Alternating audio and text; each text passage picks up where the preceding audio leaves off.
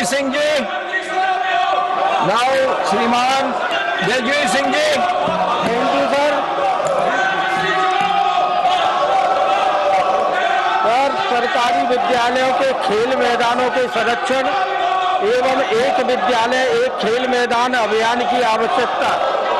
माननीय सभापति महोदय, मैं आपके माध्यम से सरकार का ध्यान उत्तर प्रदेश सहित देश के सरकारी विद्यालयों में खेल मैदानों के तेजी से घटते क्षेत्रफल और उनके संरक्षण की आवश्यकता की ओर आकर्षित करना चाहता हूं। माननीय प्रधानमंत्री श्री नरेंद्र मोदी जी के नेतृत्व में खेलो इंडिया, फिट इंडिया मूवमेंट तथा राष्ट्रीय शिक्षा नीति के माध्यम से खेलों को शिक्षा का महत्वपूर्ण अंग बनाया गया है।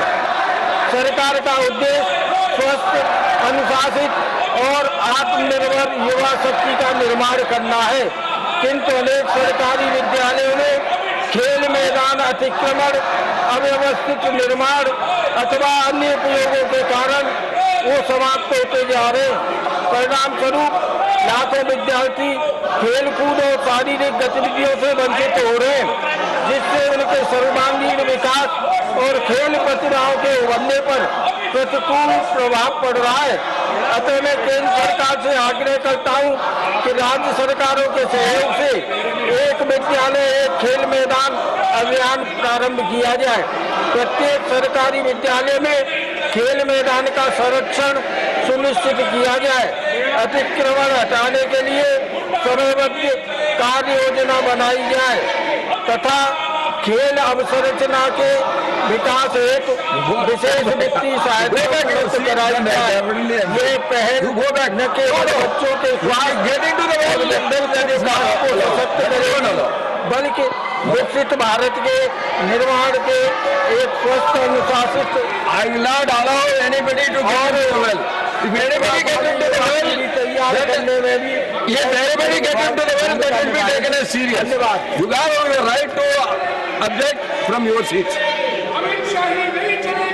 And Dr. Lakshmikant Vajpayee जी, माननीय सभापति जी, आपके प्रति आभार व्यक्त करते हुए मैं आपके माध्यम से नवीकरणीय ऊर्जा मंत्रालय का ध्यान एक अत्यंत महत्वपूर्ण विषय की ओर दिलाना चाहता हूं। ये विषय देश भर में ग्रामीण क्षेत्रों में सरकारी रिक्त अनुपयोगी भूमि को सामुदायिक सौर ऊर्जा परियोजनाओं में स्थापित करने और सोलर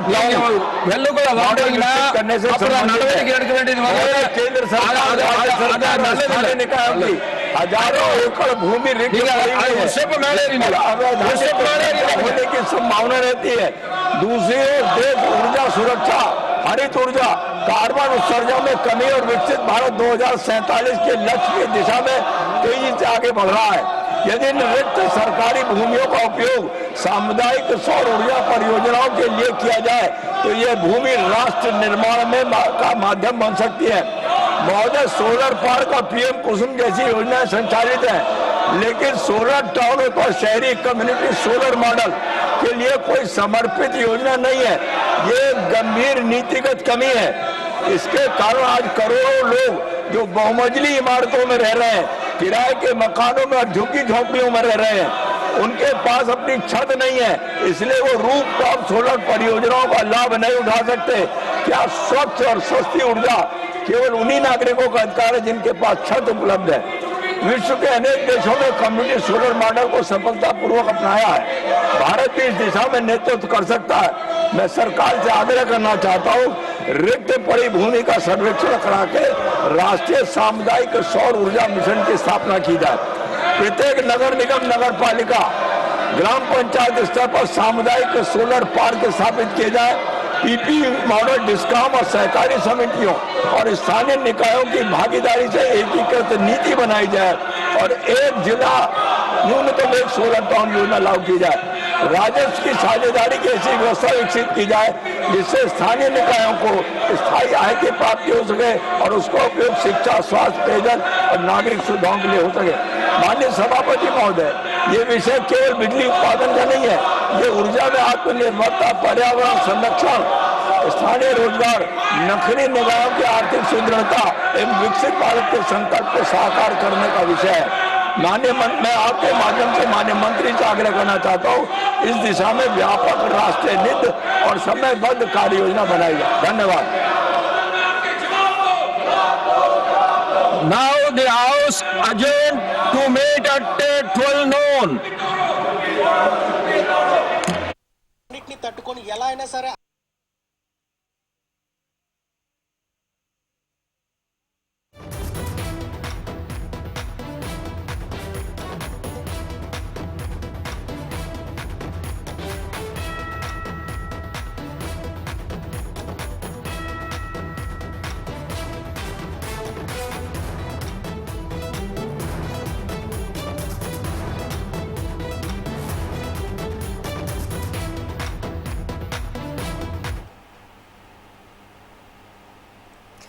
మరి పార్లమెంట్ ఉభయ సభల్లో ఏం జరిగిందో చూస్తే మరి ప్రస్తుతానికి రెండు కూడా